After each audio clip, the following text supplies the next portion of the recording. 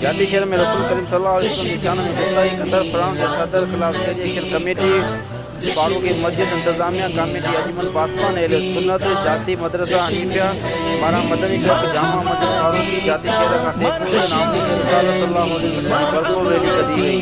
Rally मिला चौक ताईं पेती rally में शरीक अजमान रसूल सल्लल्लाहु अलैहि वसल्लम फ्रांस के सदर से लख लानत वसाई बाइकाट कयो वियो। अगवान से वफा उद्देशा मौलवी अमीन नूरानी अमीर मोहम्मद जामी आदिल लगारी हाफिज अजल तैमन ऐं बियन कई। जॾहिं त रैली मिला चौक ताईं पेती खिताब कंदे चयो त हुकूमत पाकिस्तान का मुतालबो कयो आहे त फ्रांस के सदर के मुल्क बदर कयो वञे। रसूल करीम सल्लल्लाहु अलैहि वसल्लम असांजी जान भी कुर्बान है। उन मौके ते फ्रांस के सदर खिलाफ सख्त नारेबाजी कई वई ऐं रैली में वॾी तइदाद में शहरियुनि समाजिन अगवान स्कूली शागिर्दनि उस्तादनि शिरकत कई।